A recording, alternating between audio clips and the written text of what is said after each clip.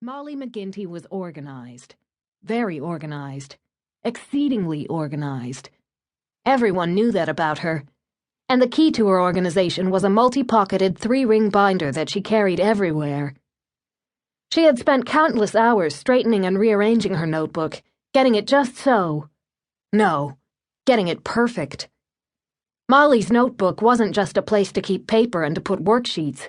It was a repository for valuable information. She kept her homework in the school section, every class in a different colored folder, of course, along with a cross-referenced listing of test schedules and the due dates of large projects and important papers. She was especially proud of her system for keeping track of when to return library books, a structured grid laid out by date and time of day. 2 years earlier, she had been reading a book about the Wright brothers and their first flight at Kitty Hawk that contained an old photo showing the inside of the shack the men lived in while getting ready for the first powered flight. On the wall of the shack was a wooden rack full of eggs, which they ate for breakfast. The book said that each egg was numbered in order of freshness so that the oldest egg could be eaten first. Molly had nearly cried. She understood the Wright brothers perfectly and knew that their organizational abilities were the primary reason there were airplanes today. The Wright brothers probably had 3-ring binders. Molly's address book was in the social section of the binder. She included pertinent information about her friends, phone numbers, email addresses, birth dates, including a special notation to avoid Kevin Spencer's birthday parties, where the combination of carrot cake, chocolate frosting, and Neapolitan ice cream was a given, and where on one occasion somebody had made the frosting with laxative as a primary ingredient. Pets, type, size, and general level of friendliness, with a jotted reminder to steer clear of the D'Agostino's slobbery Great Dane, Caesar, who might or might not have eaten a cat. Siblings, age and likelihood to be annoying during sleepovers, with a highlighted double-underlined postscript to skip Patty Schumacher's house until the twins were done teething, because they bit like Tasmanian devils and probably had not had their shots. And favorite subjects for the organization of future study groups prior to final exams.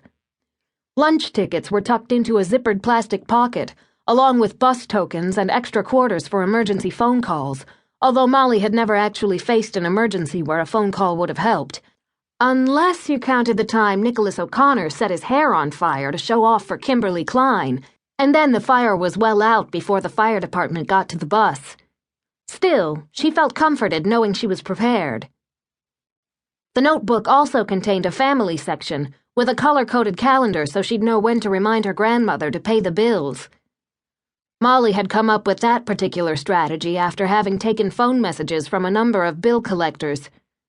Regardless of Irene's determination to look upon those 2 weeks without water and electricity as an urban adventure, Molly had not enjoyed bathing by candlelight with 2-liter bottles of natural spring water, heated, or rather slightly warmed, in a pan held over a butane lighter. Molly's grandmother was a talent agent specializing in animal clients. "Do you realize, Sugar, that last month's entire mortgage was paid for by Dizzy the dog?" Irene had recently boasted. Dizzy was Irene's favorite, a 3-year-old border collie who had landed the enviable role of spokesdog for the largest bank chain in a 3-state area. Irene's unusual career explained, at least to Irene, why their home was in a constant state of upset. She claimed that she couldn't be on top of things at both her house and her business. Her creative juices would desert her if she was too regimented.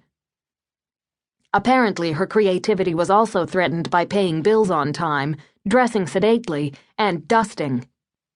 Molly had a schedule for house cleaning, too, in her lost notebook, immediately before the grocery list, the pager number of the emergency plumber, and the list of her and Irene's doctor and dentist appointments for the next year.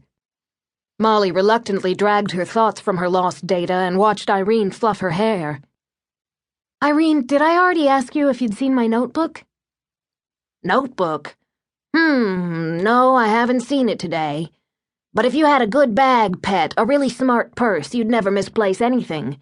See, I can keep everything I need in my shoulder bag, and being basic black, it goes with everything I own."